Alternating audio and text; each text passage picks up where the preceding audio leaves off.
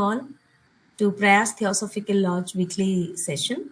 As you know, every month we invite one speaker so that we listen to them and ponder over other topics also, other than our study, reading the books basically. So this will be a short talk for around 30 to 40 minutes, followed by, if time permits, one or two questions the speaker would answer. Before I start talking about the speaker and the topic, let us do our universal invocation.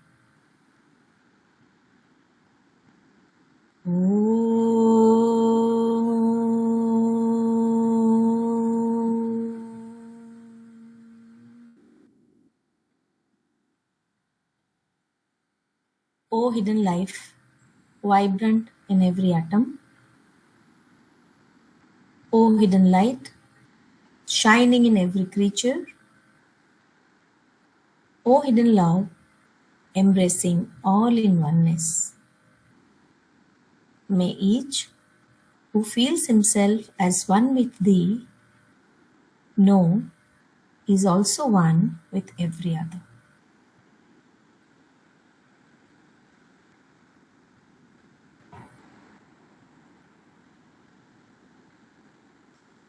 Come back.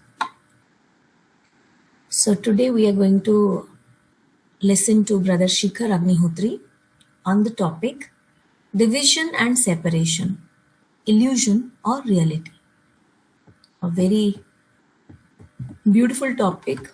There will be new members. I'm sure they would be very much benefited by this talk. And people who are old members, it will be definitely a chance to revisit, realign our thoughts with this topic. To welcome Brother Shikhar Agnihotri, we all know him. And good news is, he's our new International Vice President. And we are so happy, and I think we are opportunate. We got this opportunity to invite him, and after he became the International Vice President, we have invited him for the first time.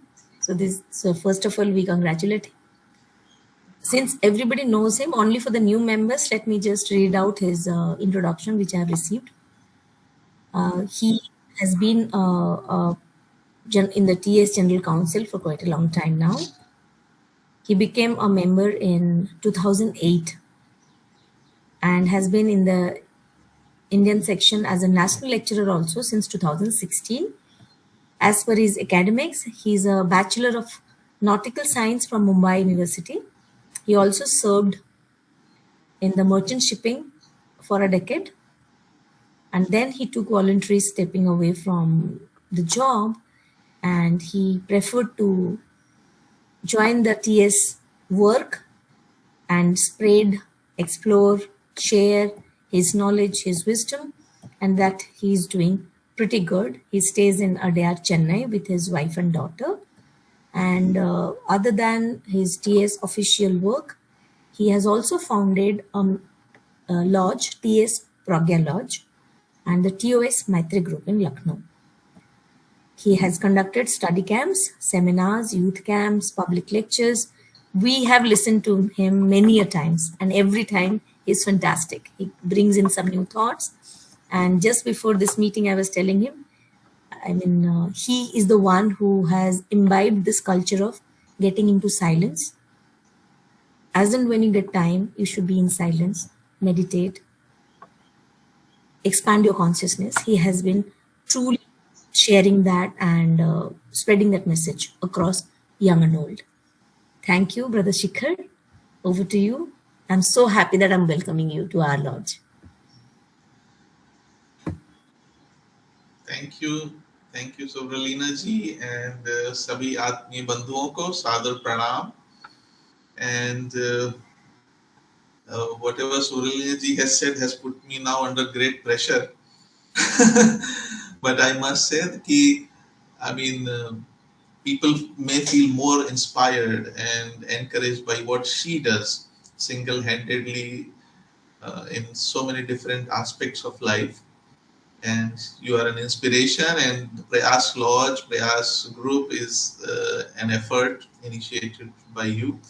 So first of all, congratulations for that. It is going so well. You are doing so well. And I don't know how much wisdom I will be sharing, but I will be sharing what I understand.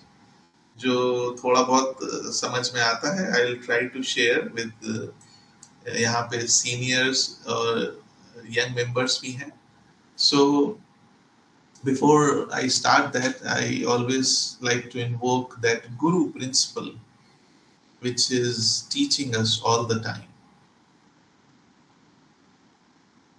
Om Guru Brahma Guru Vishnu Guru Devo Maheshwara Guru Sakshat Parabrahma Tasmai Shri Guruve Namaha.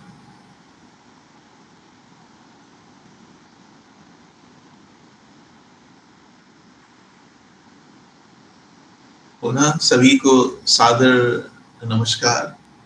और आज का जो subject है वो division and separation, illusion और reality. ये अभी हाल ही में यहाँ एक साउथ इंडिया कॉन्फ्रेंस हुआ था 102nd, उसका कुछ मिलता जुलता थीम था. तो उसी से इंस्पायर होके वो जब सुब्रलीना जी ने asked for a talk, so I got this कि ये इस विषय पे बात की जाए, क्योंकि ये विषय बहुत ही गूढ़ भी है, profound, very profound, but also at the same time हमारी डेली लाइफ से बहुत रिलेटेड है. और कई बार तो अभी हम आगे देखेंगे कि ऐसी बहुत सी चीजें हैं जो हमने एज्यूम एक्सेप्टेड हैं, भले ही हम उसके पीछे का साइंस जानते हैं, but they are accepted in our day to day life. लेकिन अगर टेक्निकली देखा जाए तो they are termed as illusions. और जो अभी प्रेयर से हम लोगों ने शुरुआत की, hidden life, hidden light, hidden love, तो उनको हिडन क्यों कहा गया या क्यों एनी बेसिन ने उनको हिडन कहा? It means there is a cover, उन पे कोई एक आवरण पड़ा हुआ है जो हम आम तौर पे नहीं हटा पाते हैं. इसीलिए वो कह रही है ओ हिडन लाइफ, ओ हिडन लाइट या हिडन लव. तो कैसे उस आवरण को हटाएं, ये भी हम लोग आज देखेंगे, रिफ्रेश करेंगे. थियोसॉफिकल वे ऑफ लिविंग में कैसे उसको अप्रोच किया गया है. तो सबसे पहले अगर आज हम ये 4 शब्दों को ही लें कि डिवीजन और सेपरेशन और इल्यूजन और रियलिटी, इन्हीं पे थोड़ी थोड़ी हम लोग बात कर लेते हैं शुरुआत में. तो लेकिन इस विषय का इम्पोर्टेंस क्या है ये भी जाने, क्योंकि जब भी हम कुछ भी करते हैं तो at the feet of the master में कहा गया है विवेक. तो जो हम पढ़ रहे हैं उसमें भी हमें ये विवेक करना चाहिए कि क्या महत्वपूर्ण है, क्या नहीं महत्वपूर्ण है, और जो इम्पोर्टेंट है उसमें भी कौन ज्यादा इम्पोर्टेंट है, कौन कम इम्पोर्टेंट है. तो हम अपना जो डिसर्नमेंट है, विवेक है, इस दिशा में लगाएं पढ़ने में, कि जिससे ज्यादा से ज्यादा बेनिफिट हमें अपनी डेली लाइफ को इम्प्रूव करने में मिले. तो इन शब्दों का जब अभी हम देखेंगे कि उनका हमारी डेली लाइफ से क्या रिलेशन है, क्या क्या रिलेशन है हमारे संबंधों में. हमारे किसी हल्की सी बात से हमें एंजाइटी हो जाती है या वरी हो जाता है, स्ट्रेस हो जाता है, जेलसी हो जाती है, एंगर, इरिटेशन, फियर, डिप्रेशन, या उसी के ऑपोजिट प्लेजर, हैप्पीनेस. कुछ फेवर का हो जाता है तो वी स्टार्ट फीलिंग रिलैक्स्ड, अगर फेवर का नहीं होता है वी और कैसे जो ये चीजें हैं डिवीजन या सेपरेशन, ये कैसे हमारी स्टेट ऑफ माइंड को, हमारे मन को एक फॉर्मेट करते हैं, और फिर उनके बेसिस पे लाइफ को देखने का जो हमारा एटीट्यूड है, जो नजरिया है, वो चेंज होता रहता है. और चेंज होता रहता है कहने के बजाय मैं ये कहूंगा कि शायद एक दिशा में वो फिर बनने लगता है, फिर उसको चेंज करना बड़ा मुश्किल हो जाता है, जिसे हम कहते हैं ना conditioning of the mind. And only a person who is aware or having an open mind कि हम अपनी कंडीशनिंग्स को देख सकें, तभी हम उनमें उनको ट्रांसफॉर्म कर पाएंगे. या किसी व्यक्ति के प्रति, किसी सिचुएशन के प्रति अगर हमारे अंदर कोई पहले से प्रेजुडिसेस हैं, पूर्वाग्रह हैं, तो हम अगर उनके प्रति अवेयर नहीं है तो वो कंडीशनिंग ही then will govern our life. तो और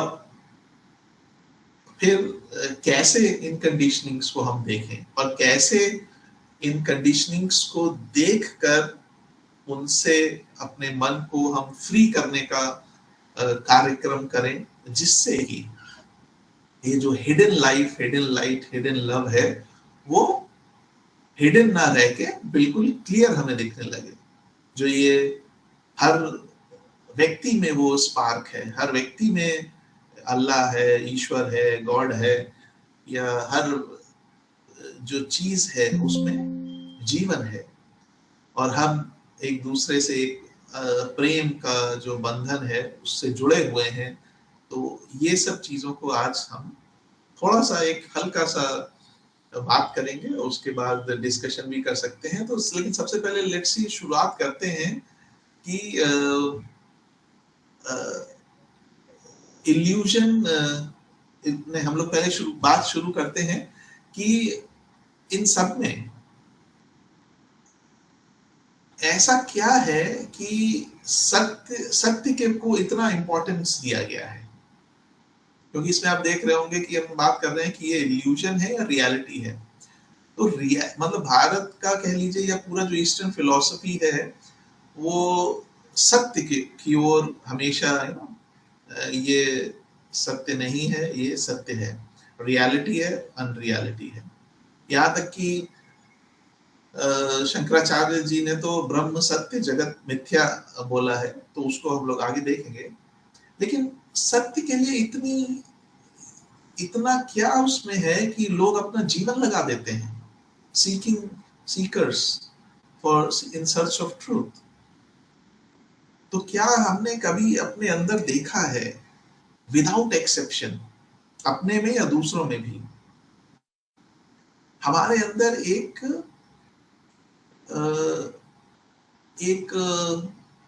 कह लीजिए एक फैकल्टी है या एक चीज है जो हमेशा हमें चीजों को एज इट इज देखने के लिए या जानने के लिए एंगेज करती है या पुश करती है. यहां तक कि हम हमेशा कहते हैं कि भाई सच बोलो या सच जो हुआ है सच बताओ. यहां तक कि कोई व्यक्ति अगर स्वयं भी झूठ बोलता होगा, वो ये चाहेगा कि दूसरे उससे सच बोले. Right? So such means the truth itself has that force कि हमारे अंदर दैट नेचुरल इनहेरेंट पुश है कि हम चीजों को जैसी है वैसा जानने के लिए हमारे अंदर एक ये हम ये भी कह सकते हैं कि हमारे अंदर एक चिप फिट की हुई है परमात्मा ने, कि कहीं भी घूमते घामते इधर उधर हम जितने जीवनों में भटकते रहे, लेकिन अल्टीमेटली वो चिप जो है वो हमें सत्य की ओर ले जाने के लिए हमेशा पुश करती रहेगी. कहते हैं ना कि the golden stairs, these are the stairs up the step of which the learner may climb to the temple of divine wisdom. तो वो डिवाइन विजडम का जो ट्रूथ है उस तक पहुंचने के लिए हम वो एक बेसिकली हमें हमारा एक नॉर्थ पोल की तरह है, नॉर्थ स्टार की तरह है, जो हमेशा डायरेक्शन देता रहता है. और इसीलिए एक सिचुएशन धीरे धीरे आती है कि पहले तो हम आमतौर पे सच की खोज करते हैं, और आप देखते हैं कि जैसे ही आपको किसी घटना के वाई का पता चलता है या उसके पीछे का हाउ का पता चलता है, सच का पता चलता है, the mind becomes at peace, at least for small things. जैसे कोई पजल है, रिडल है, या किसी मैजिशियन ने कोई ट्रिक दिखाई है, तो हम लोग अचंभित होते हैं, उसमें लगते हैं, लेकिन जैसे ही हमें उसके पीछे का लॉजिक, उसके पीछे का कारण समझ में आ जाता है, देन हमारी जो दौड़ है वो खत्म हो जाती है। और इसीलिए शायद जो वाक्य है सत्यान नास्ति परो धर्मा, there is no religion or duty or dharma higher than truth, उसको थियोसॉफिकल सोसाइटी ने भी अपने मोटो में रखा है कि ताकि there is no religion higher than truth. तो इसीलिए सीकर्स ऑफ ट्रुथ भी, हम जो थियोसॉफिस्ट को कहा जाता है seekers of truth, in search of truth. लेकिन उससे पहले हम उस दिशा में आगे बढ़े, ये जाने समझे कि इल्यूजन जिसे हम कहते हैं वो क्या है। तो इल्यूजन जो है, या इल्यूजन से पहले हम लोग डिवीजन की बात करते हैं। डिवीजन, क्योंकि डिवीजन से हम लोगों ने शुरू किया है। डिवीजन मतलब भाग करना, पार्ट करना, फ्रैगमेंट करना। लेकिन डिवीजन अपने आप में कोई बुरी चीज नहीं है जब तक कि वो केवल एक इंटेलेक्चुअल या कंसेप्चुअल एक्ट है। क्यों? क्योंकि हम उसको कई बार डिवीजन या चीजों को डिवाइड, ऑर्गेनाइज करने के लिए कैटेगराइज करते हैं, लेबल करते हैं, कंपार्टमेंटलाइज करते हैं, जो कि कई बार जरूरी भी होता है और यूजफुल भी होता है। और वो हमें चीजों को समझने में, एनालाइज करने में और कम्युनिकेट करने में मदद भी करता है। हालांकि अपने आप में वो डिवीजन सेपरेशन को नहीं बताता है। लेकिन प्रॉब्लम कहाँ आती है? प्रॉब्लम वहां आती है जब ये जो डिवीजन हमने अपने यूटिलिटी के लिए किया है, धीरे धीरे हम उसको रियल मानने लगते हैं, या उस डिवीजन को जो हमने कैटेगराइज की हैं चीजें अलग अलग लेवल्स में, उसको हम फिर वो डिवीजन को हम रियल बाउंड्रीज मानने लगते हैं। और इसका बहुत सिंपल सा उदाहरण है कि अर्थ है। अर्थ अपने आप में एक प्लैनेट है, उसमें नेचुरली तो कोई बाउंड्रीज या कोई लाइंस या इंटरनेशनल बॉर्डर्स तो बने हुए नहीं हैं। ये तो सब इंसान ने बनाए हैं। इंसान ने बनाए हैं किस लिए? कि अलग अलग कंट्रीज का नाम दिया है ताकि उन अलग अलग कंट्रीज का ऑर्गेनाइजेशन चल सके, उनकी गवर्नमेंट हो। लेकिन होता क्या है फिर हर इंसान, मतलब हर इंसान नहीं, बट जो एक धीरे धीरे ये जो डिवीजन है ये हमारी साइकी में इतना डीप डाउन जाने लगता है या चला गया है कि फिर एक बाउंड्री के पार का व्यक्ति starts feeling separate at various levels जो बाउंड्री के दूसरी पार है उस व्यक्ति से। and then there are a lot of frictions और उससे जो चीजें होती हैं वो निकलती हैं। हालांकि रियलिटी में there is nothing, हमने ही अपने मन के बेस पे वो चीजें बनाई हुई हैं। ऐसे ही मान लीजिए पासपोर्ट है किसी का, उसमें नेशनैलिटी या सिटीजनशिप लिखी हुई है किसी की, that is for organization purpose कि ट्रैवल के लिए या जो चीजें हो रही हैं उनको एक मैनेज करने के लिए। लेकिन पासपोर्ट पे लिखा होना किसी की सिटीजनशिप, बट उस सिटीजनशिप से पूरी तरह इतना आइडेंटिफाई करना is good, to identify with the place you are living with and to do for the welfare of the place, family, friends and everything, but हमारा जो लव है या कंपैशन है वो उस बाउंड्री पे रुक नहीं जाना चाहिए, जो कि अक्सर कई बार होता है। इसी प्रकार ग्रेड्स, हम लोग सभी जानते होंगे कि जो डिवीजन मिलती थी, first division, second division, third division pass होने के लिए, तो वो भी एक ब्रैकेट था कि भाई इतने से इतने परसेंट में ये डिवीजन, इतने से इतने सेकंड डिवीजन। अब अगर कोई फर्स्ट डिवीजन वाला मान लीजिए सेकंड डिवीजन वाले को इंफीरियर मानने लगे, ऐसे थर्ड हो सकता है किसी भी वजह से किसी की डिवीजन कुछ आ गई हो, but that is only for categorisation. But उसमें अगर हम अपनी साइकोलॉजिकल सेपरेशन भी ऐड कर देते हैं, then that becomes a problem. So ये हो गया डिवीजन का। सेपरेशन क्या है? Separation is something that is felt या एज्यूम्ड डिस्कनेक्शन, कि भाई ये चीज इससे बिल्कुल अलग है, सेपरेट है, आइसोलेटेड है, अनरिलेटेड है। ये बेसिकली एक साइकोलॉजिकल और इमोशनल स्टेट ऑफ माइंड है। और इसी सेंस ऑफ सेपरेशन से, जो अभी हम लोगों ने देश के बारे में बात की, एक ही देश में अलग अलग राज्यों का सेपरेशन के बेसिस पे फीलिंग्स डेवलप हो सकती हैं, अलग अलग लैंग्वेजेस के बेस पे फीलिंग डेवलप हो सकती है, डिस्टेंस, कॉन्फ्लिक्ट और एक दूसरे से दूरी बन सकती है। और वो किसी भी कल्चर के आधार पे हो सकती है, स्किन कलर के आधार पे हो सकती है, भाषा के आधार पे हो सकती है, जो कि अक्सर देखने में आता भी है। तो ये है सेपरेशन, जो हमने अपनी साइकी में मान लिया है कि हम इस जगह से आइडेंटिफाई करते हैं, हम इस ग्रुप से आइडेंटिफाई करते हैं अपने आप को, और ये ग्रुप बाकी ग्रुप से अलग है और हमें केवल हम we are related to this.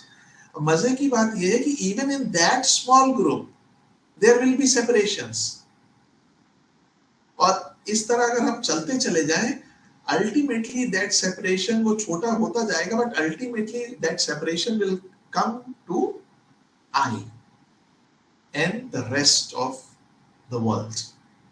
आई मतलब मैं और मेरा एक सर्कल, बहुत ही, अगर हो सकता है कई बार उस सर्कल में व्यक्ति खुद ही हो अलोन, और हो सकता है उस सर्कल में उसका फैमिली हो या बहुत ही क्लोज फ्रेंड्स जो हो या उसके सिंपैथाइजर्स हो वो हो, and rest of the world, जो कि कई अल्टीमेटली होता है।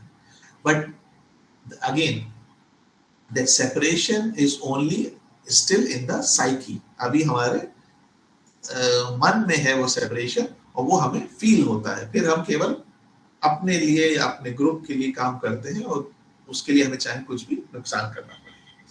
और डिवीजन और सेपरेशन का हम लोग ने अभी एग्जांपल्स देखेंगे कि हम लोग एक दूसरे से शरीर से अलग हैं, वो डिवीजन है, and that is very, I mean you can say the word real here. हमें दिखता है कि दैट बॉडी इज अलग, आई एम अलग, सब अलग अलग बॉडीज घूम रही हैं, but whether that division leads to separation of our consciousness, that is a completely different thing। when जब हम वो फील करने लगते हैं कि नहीं, बॉडी तो अलग है ही, हम पूरा ही अलग है, और इसीलिए फिर हिडन लाइट, हिडन लव की बात कहनी पड़ती है। Same with the country, religion के फॉलोअर्स, यहाँ तक कि इवन ऑर्गेनाइजेशन के followers, and that can happen to any spiritual organisation also. इसीलिए थियोसॉफी में भी देखिए, ये कहा, theosophy in that sense is a very open and inclusive organisation, in that sense कि members here are free to study anything, I mean of course along the lines of the literature which leads you to universal brotherhood or sisterhood, उस दिशा में जो ले जाए। उसमें कोई ऐसा नहीं कि आप इस धर्म की बात नहीं कर सकते, या उस धर्म की बात नहीं कर सकते, या इस चीज की बात नहीं कर सकते, उस चीज की बात नहीं कर सकते। मेंबर्स को भी बहुत फ्रीडम ऑफ थॉट है, तो उस अप्रोच से देखें, या थियोसॉफिकल सोसाइटी का कोई मेंबर है, वो किसी और का मेंबर नहीं हो सकता, ऐसी भी there is no limitation of that sort. So in that sense that kind of openness gives the room or space for a person to grow. Now coming to illusion, यानी भ्रम जिसे कहते हैं। तो illusion क्या है? illusion का मतलब ये नहीं है कि वो चीज एग्जिस्ट नहीं कर रही है, जैसा कि कई बार समझ लेते हैं हम लोग कि illusion मतलब जो है ही नहीं वो हमें प्रतीत हो रहा है। नहीं, illusion का मतलब कि something that seems real, true or permanent, लेकिन होता नहीं है। जैसे हम अपने को ही लें, तो हमें लगता,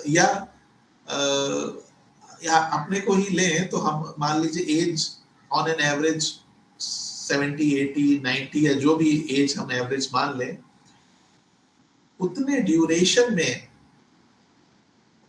बड़ी बड़ी जो चीजें हैं संसार में, वो तो हमें ऐसा लगेगा कि उनमें कोई चेंज हो ही नहीं रहा है, तो वो हमें परमानेंट लगने लगेगी। कोई 100-200 साल पुरानी चीज है, या कोई कोई व्यक्ति है जो बहुत सीनियर है 100+, तो हमें लगता है अरे नहीं ये तो हमेशा दे आर ऑलवेज देयर।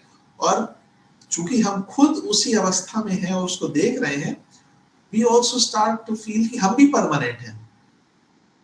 भले ही व्हेन समबडी डाइज और व्यक्ति उनके क्रिमेशन के लिए या बरियल के लिए पीपल गो टू सेमेट्री और क्रिमेशन ग्राउंड, तो एक टाइप का वैराग्य उत्पन्न होता है जिसे शमशान वैराग्य कहते हैं, कि हमें then we see the temporary nature of this body. अरे यहाँ तो लाइन की लाइन लगी है कि भाई, और उसमें भी ऐसा नहीं कि कोई बहुत सभी ओल्ड एज के हो, कोई यंग है, कोई ओल्ड है, कोई मिडिल एज है, सभी का जाना लगा हुआ है। सो कुछ क्षण के लिए हमें लगता है कि अरे तो इसका मतलब मेरा शरीर भी टेम्पररी है, but after some time we get back to our normal routine, और वो जो एक फीलिंग आई थी वो धीरे धीरे सबसाइड हो जाती है, and we get again in that feeling कि अरे नहीं वो मैं तो रहूंगा ही।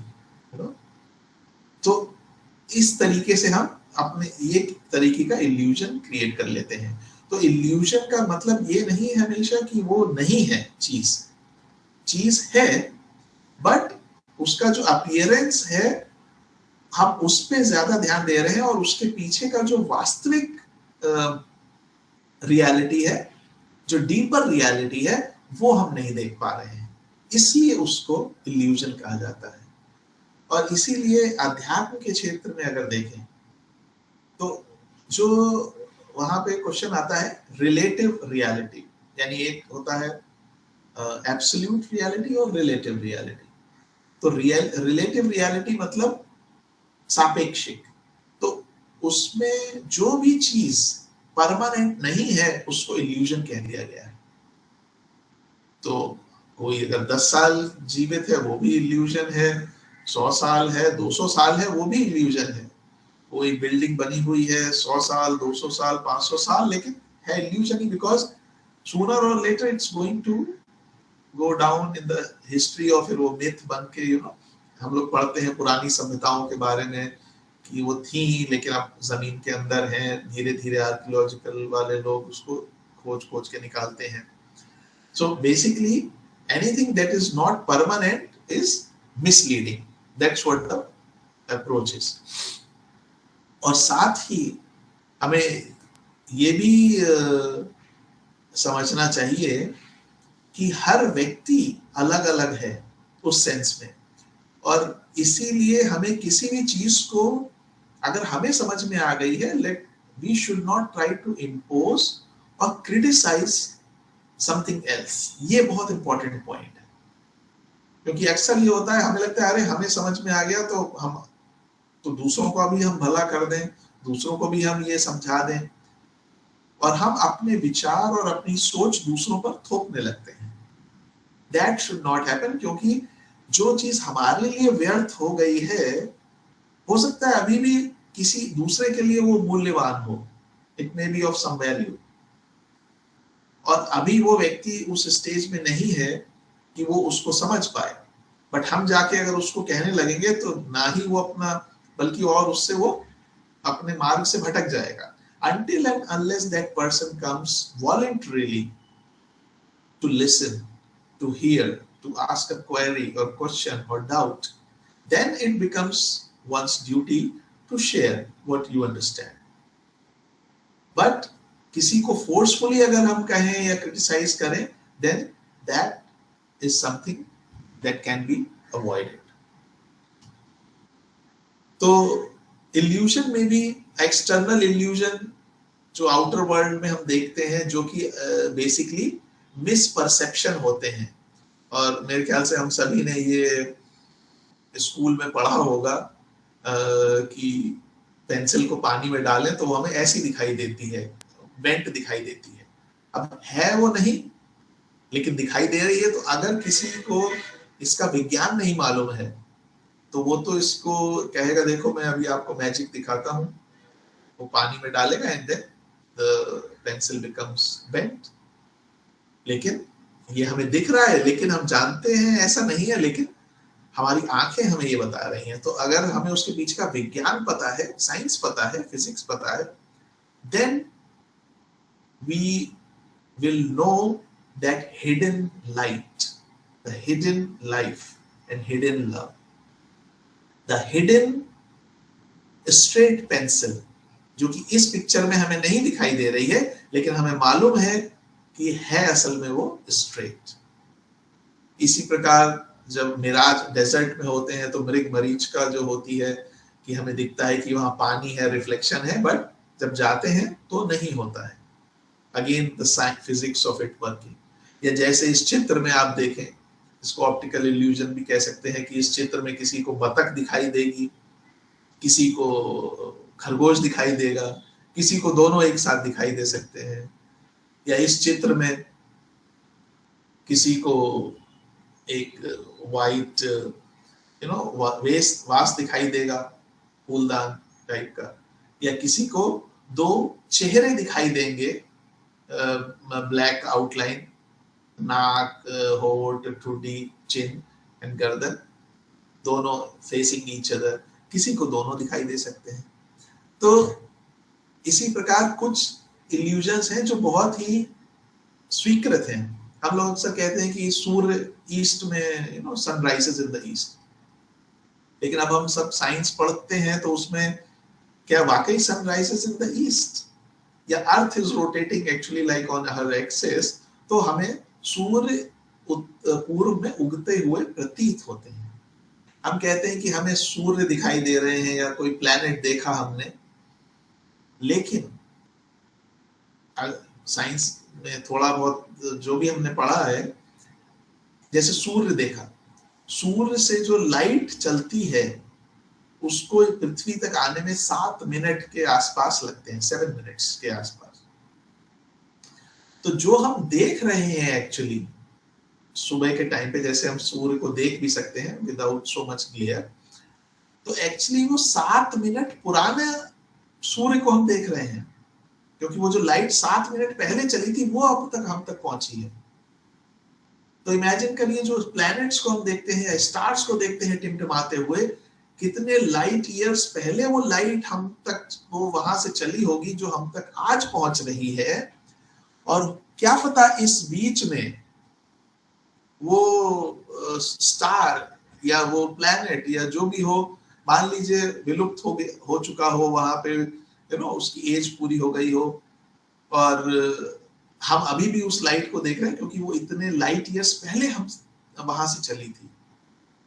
तो एक्चुअली एक तरीके से हम पास्ट को देख रहे हैं,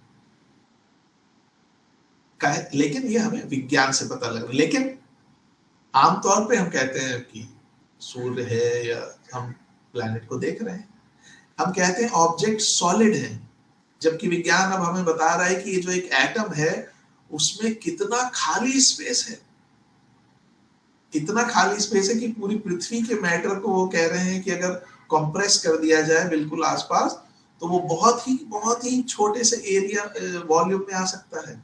लेकिन हमें तो भाई सब कुछ सॉलिड दिख रहा है।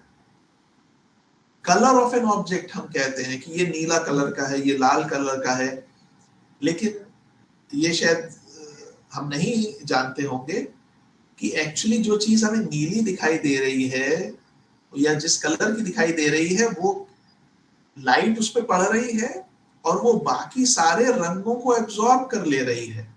केवल एक रंग वो नहीं एब्जॉर्ब कर रही है जो कि रिफ्लेक्ट हो रहा है उससे, और हमने उसको वो नाम दे दिया कि वो उस कलर की है, जबकि वही एक कलर उसमें नहीं है। I mean, again, way of looking at it. Similarly, हम मूवी देख रहे हैं टीवी पे, और मूवी या कुछ भी आप टीवी मूवी सीरीज या कोई भी चीज देख रहे हैं, स्टोरी, तो हम उसमें इतना इन्वॉल्व हो जाते हैं कि हमारे इमोशंस ऊपर नीचे होने लगते हैं, और हम सभी उसको एक्सपीरियंस करते हैं। लेकिन अगर हम देखें तो वो क्या हो रहा है, वो केवल स्क्रीन पे कुछ इमेजेस प्ले हो रही हैं, और वो एक एट अ पर्टिकुलर स्पीड, और वो हमें एक चीज का, एक चलती फिरती मूवी का एक आभास करा रही है, और हम उससे इतना कनेक्ट हो गए हैं कि हमारे इमोशंस जागृत हो जा रहे हैं। और यही डुप्लीकेसी जो संत हैं, जो एडेप्ट्स हैं, जो महात्मा हुए हैं हर जगह, उन्होंने कहा है कि ये जीवन भी जो हम जी रहे हैं बेसिकली यही है कि एक चेतना की जो स्क्रीन है उस पर अलग अलग इमेजेस, वो XYZ जो भी बिलियंस ऑफ पीपल हैं, चीजें हैं, वो प्रक्षेपित हो रही हैं और हम में से हर एक उनको, चूंकि खुद भी हम एक प्रक्षेपित एक इमेज है, तो वो हम उसको इतना रियल समझने लगते हैं कि वो हम उसको फिर बेसिकली ऑल द इमोशंस जो है हमारे वो उससे निकलते हैं। तो जाहिर सी बात है, कोई चीज हमसे छिनेगी तो हमें दर्द होगा, दुख होगा, कोई चीज हमें मिल जाएगी हमारी मनचाही तो हमें सुख होगा। लेकिन इसीलिए जो कहा गया है कि टेक अ स्टेप बैक, और इसीलिए इस पूरे संसार को लीला भी कहा जाता है ना, अवतार जैसे राम लीला या कृष्ण लीला, क्योंकि उनके लिए तो ये ऐसी मूवी के समान है कि हर जना अपना अपना पार्ट कर रहा है, and then will keep going on and on and on. हम भी आज इस रोल में हैं, कल किसी और रोल में आएंगे, आज मेल हैं कल फीमेल होंगे, आज राजा हैं कल रंक होंगे, कल आज रंक हैं कल राजा होंगे, या जो भी है। लेकिन जहां हम उससे अपने आप को आइडेंटिफाई कर लेते हैं, then this whole illusion and reality का जो चक्र है वो चलता है। और वहीं से इंटरनल जो एक इल्यूजन की बात हम लोगों ने कही कि मैं ये शरीर हूं, ये शरीर हालांकि एटम्स उससे बना हुआ है, और एक हम लोग पूरा पढ़ते हैं कॉन्स्टिट्यूशन ऑफ मैटर में, लेकिन up till then it's okay, but the moment we start identifying with this whole concentrated energy और उससे रिलेटेड हमारी जीवन की जो एक जर्नी है, I and my journey, and उसमें फिर हम success, failure, achievements, losses, depressions and happiness, ये सब बेसिकली एक based on a particular role, एक रील की तरह चलती चली जा रही है, और हम उसमें जैसे पानी में कोई ऊपर नीचे डूबता उतराता है, हम अपने इमोशंस में ऊपर नीचे होते रहते हैं, and keep we go on reacting and then making more and more, spreading more and more chains basically, and energies which will come later to us. और इसीलिए ये कहा गया है कि साक्षी भाव की तरह जहां हम उससे अलग हटे, तुरंत the control of this illusion जो है वो ढीला पड़ने लगेगा। और साइंस के बेस पे भी देखें थोड़ा, कि हम सोचते हैं कि हम लोग अलग हैं, क्या वाकई में हम लोग अलग हैं? क्या हमारे शरीर भी वाकई अलग हैं? हमारा शरीर एटम्स से बना हुआ है, राइट? अल्टीमेटली सभी का। ये एटम्स कहां से आए? I mean science tells us कि कहीं पे कोई सुपरनोवा हुआ था या कोई स्टार एक्सप्लोड हुआ था, और वहां से then there is a new galaxy का फॉर्मेशन होता है। तो यानी जो एटम्स, क्योंकि पदार्थ का जो है नष्ट तो होता नहीं है, we all now know that, कि केवल ट्रांसफॉर्मेशन होता है। तो कहीं कोई जो स्टार नष्ट हुआ था उसके जो अणु परमाणुओं से नया एक यूनिवर्स बना, वही अणु परमाणु यहाँ भी घूम रहे हैं। तो वो उन्हीं से हमारा शरीर बना हुआ है। एक शरीर का अंत होता है, उसको जला दिया जाता है, राख बन जाती है। राख को हम लोग पानी में बहा देते हैं, जो कि बेसिकली कैल्शियम और केमिकल्स होते हैं, वो उसमें मिक्स हो जाता है। जो एक्सट्रीम हीट से जो एटम्स फ्री होते हैं वो कहाँ जाते हैं? वो एटमॉस्फेयर में नाइट्रोजन, कार्बन डाइऑक्साइड, ऑक्सीजन में मिल जाते हैं, और उसे दूसरे लोग इनहेल कर लेते हैं। या किसी की बॉडी को बरी कर दिया गया है, वो कहाँ मिल जाएगी? बॉडी के जो एटम्स हैं वो सब पृथ्वी में मिल जाएंगे, वहां से एग्रीकल्चर के थ्रू खाना पैदा हो रहा है, वो कौन खा रहा है? बाकी जो लोग हैं। तो वही रिसाइकलिंग ऑफ एटम्स एंड हो रहा है। हम सांस ले रहे हैं, हम सांस छोड़ रहे हैं, सामने वाला सांस ले रहा है, तो सबकी सांस जुड़ी हुई है। तो इस तरीके से देखें तो क्या वाकई में हम अपने आप को अलग समझ पाएंगे या अलग फील कर पाएंगे? नहीं कर पाएंगे।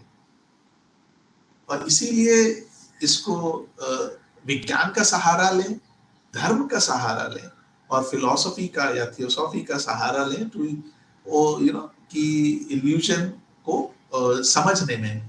सो बेसिकली अगर देखें तो ये जो इल्यूजन हो रहा है ये हमारी फैकल्टी की वजह से हो रहा है कि हम केवल अभी सरफेस पे देख रहे हैं, हमें बाहर दिखा शरीर अलग अलग है तो सेपरेशन है, मैं अलग हूं दूसरा अलग है तो सेपरेशन है, क्योंकि हम अभी केवल सरफेस पे देख रहे हैं। तो फिजिकल सेंसेस, ब्रेन, माइंड तक की भी जो हमारी सेंसेस हैं वो हमें केवल बाहरी चीजों को बताती हैं कि मेरी आइडियोलॉजी अलग है, दूसरे की आइडियोलॉजी अलग है, मेरे इमोशंस या मतलब मेरी लाइकिंग डिसलाइकिंग अलग है, दूसरे की अलग है, तो हम सेपरेट हैं। लेकिन जो फिलॉसफी है, जो स्पिरिचुअलिटी है, उसमें माइंड के ऊपर भी एक हमारी फैकल्टी होती है जिसे हम लोग प्रज्ञा कहते हैं या इंट्यूशन कहते हैं या बुद्धि कहते हैं, जिसको प्रज्ञा मीन्स प्रत्यक्ष ज्ञान। ये हमारी गट फीलिंग या हंच या क्लियरवाइंट नहीं है जो बेसिकली कोई हमें मान लीजिए कोई आने वाली है ऐसा टाइम और हमें हल्का सा आभास होने लगता है। This is not that instinct जो हम लोगों को एनिमल किंगडम से मिला है, दैट कम्स अंडर दैट कि वो सर्वाइवल के लिए है। लेकिन ये जो बुद्धि या प्रज्ञा है ये हमारी वो फैकल्टी है जिससे हमें जो चीज जैसी है वो वैसी दिखती है बिना किसी पर्दे के। और इसीलिए ये इल्यूजन इसी प्रज्ञा के बारे में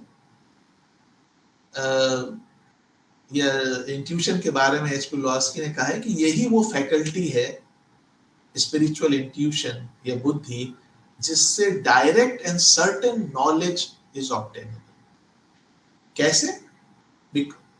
बाय बीइंग वन, यानी जब सब्जेक्ट और ऑब्जेक्ट का भेद नहीं रह जाता, then the real knowledge, real understanding happens, जिसको राधा जी भी कहती थी कि as long as there is I and as long as there is you, there is no love.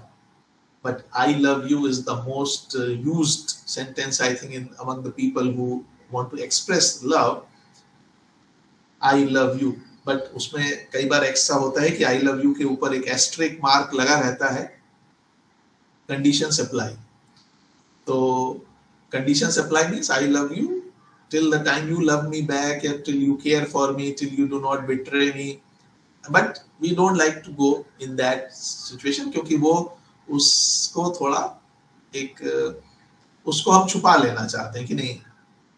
लेकिन जब कोई व्यक्ति आई लव यू कह रहा है, उसके पीछे भी कुछ आई और यू की कंडीशंस हैं, और जब आई और यू की वो कंडीशंस मिट जाती हैं, then real unconditional love happens. और इसी को डॉक्टर तैमिनी जी ने भी कहा है कि ये मन की वो स्थिति है जिसमें हमारी बुद्धि ने मन को पूरी तरीके से प्रकाशित कर दिया है, और तब हमारा मन बिना किसी बैरियर के चीजों को देख सकता है। और मैं अक्सर एग्जांपल देता हूँ, और शायद पहले भी दे चुका हूँ, आप सबने सुना होगा कि जब दो लोग मिलते हैं तो वहां कितने लोग होते हैं? मेरे अंडरस्टैंडिंग में शायद वहां 6 लोग होते हैं, क्योंकि दोनों लोग के मन में अपनी अपनी एक इमेज होती है कि मैं ऐसा हूं, मैं ऐसा हूं। तो दो तो वो हो गए। दोनों के मन में एक दूसरे के प्रति इमेज होती होगी क्या होती है कि अमुक व्यक्ति ऐसा है, अमुक ऐसा है। 4 और 2 जो कि वो लोग वास्तव में हैं, as they are right now in this moment, तो जब दो लोग मिल रहे हैं तो क्या वास्तव में दो रियल लोग मिल रहे हैं या केवल उनकी इमेजेस मिल रही हैं?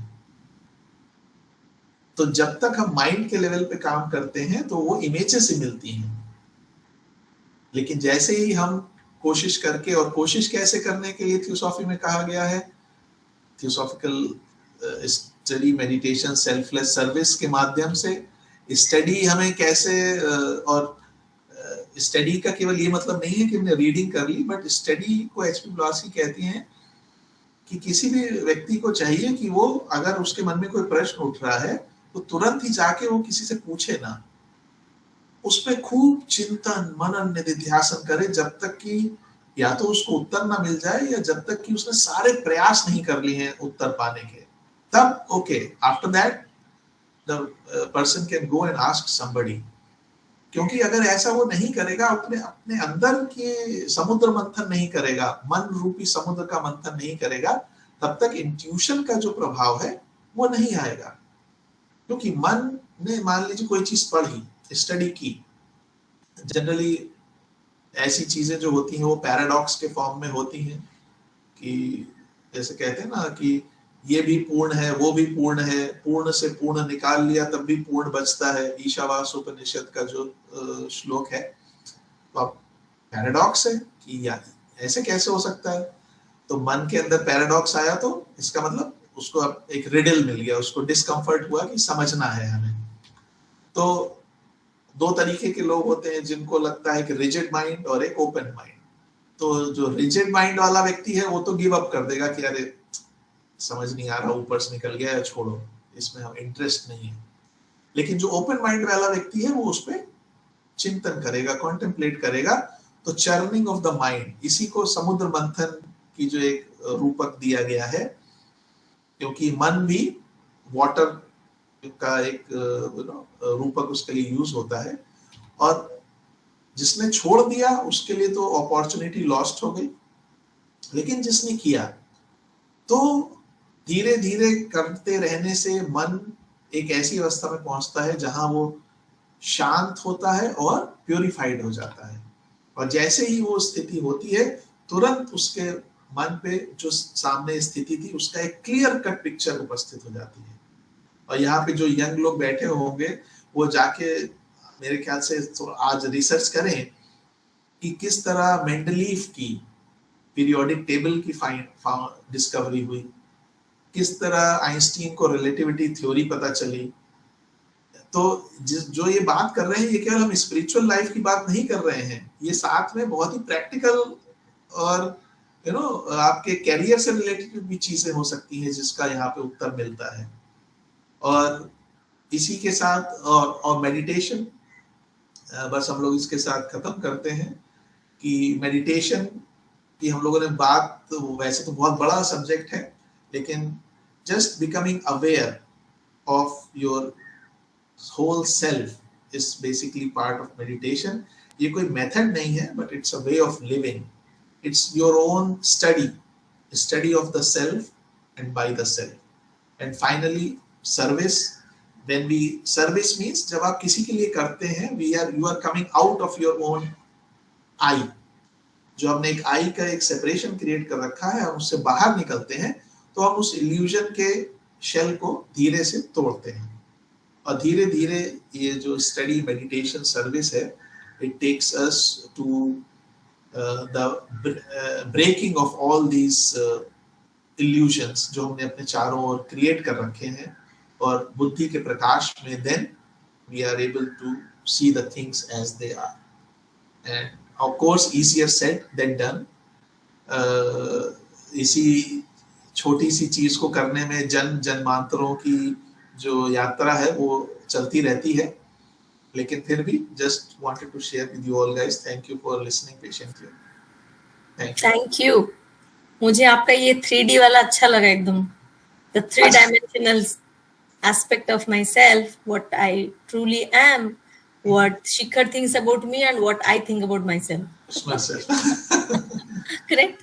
So basically I think जो सब बातें आपने रखी ना, ये बहुत ही डेली लाइफ की बात रखी आपने। And another aspect which I take away from this session is, personally for me, कुछ क्वेश्चंस को ना हम क्वेश्चंस फॉर्म में ही देखें और उसका आंसर पहले खुद तलाशें. हर हमेशा गूगल डजंट वर्क, हाँ, right? I should not have the tendency to ask and get the answer immediately. Rather, उसके साथ मुझे भी थोड़ा उलझना होगा जब तक ये सुलझे ना. That's a great thing you said for practice. क्योंकि उलझने से ही हमारी कैपेसिटी डेवलप होती है. Exactly. सो जब तक हम आई मीन ऐसा नहीं है कि किसी से भी उलझ जाए, किसी व्यक्ति से उलझ जाए, Yeah. बट प्रश्न अपने से अंदर Yeah. प्रश्न से प्रश्न से उलझना उलझना बेसिकली इट इज देयर. जैसे हम Yeah. प्रेशर डालेंगे वो निकल के आएगा. निकल के आएगा. It's Yes, basically yes. pressurizing my the हाँ. very thing that is वही hidden light hidden life की बात, the hidden knowledge, the hidden wisdom. Yes. So it's already there, हाँ, but we have to kind of वो unveil करने के लिए हमें थोड़ी मेहनत करनी होगी. करनी And पड़ेगी. what you lastly conclude that पता तो है but उसको लेके आना करना. I mean there was this last session of with another institute I had given about spiritual education. I sent it to my daughter's friend. So couple of friends rather, उसके सारे दोस्तों को लिखा था मैंने क्योंकि they could not attend, लेकिन मांगा था कि आंटी हमें अब भेजना. One of these girls write to me कि मैंने आपका सेशन सुना लेकिन मैं आपको कुछ लिख नहीं पाई. आज मुझे लगा कि मैं लिखती हूँ कि ये सब चीजें समझ में तो आ गया, आपने बताया समझ में आ गया, लेकिन उसी टाइम तक उसके बाद फिर हम भूल जाते हैं. I'll send you that text because it's young mind which is talking about it. So ये खाली यंग की बात नहीं है, हम सब में हमें बॉडी की वो चमड़ी वाली शरीर तो बड़ी हो गई है बट हम लोग उलझे हुए हैं because we are not getting it. And as a seeker of truth it should start from my own self. वो 3D जो है एस्पेक्ट अगर हम हर चीज पे भी डाले कि ये सत्य है और मैं इस सत्य को कैसे देख पाता हूँ, दूसरा उस सत्य को कैसे देख पाता है. That's something very interesting. You आप सिंपल बोलते हैं लेकिन उसमें कुछ ना कुछ छोड़ जाते हैं. That's the beauty. Good. And I think we are not going to do any question answers, of course. But however, another thing triggered me here. We might write out to people for this forum only. 1-2 महीने बाद, let them send us questions that are coming to them. Yes. और इन questions को distribute करके हम लोग जो monthly में ना एक आध बार क्वेश्चन आंसर सेशन भी कर लेंगे. हमने इंडियन सेक्शन में भी ट्राई किया था. So we may do that also. I think yeah, just having a question and answer session will That be also will help because once we might form a committee within Prayas and outside. आपसे help ले लेंगे. एक committee बनाएं जिसमें questions आए और उन questions के आंसर्स के लिए लोगों को तैयार किया जाए और let the people come and do. That's a good thing. I mean this ideation came from your talk only. मुझे अच्छा लगा. यहाँ बैठे बैठे कुछ और तो आ गया. बढ़िया. ठीक है. So nice. Thank you. And thank you. And we would end with the closing prayer. Okay. Thank you. सर्वे भवन्तु सुखिनः, सर्वे सन्तु निरामया, सर्वे भद्राणि पश्यन्तु, मा कश्चित् दुःखभाग् भवेत्. ॐ शान्ति शान्ति शान्तिः. Thank you everyone who have joined this session and we are closing this session.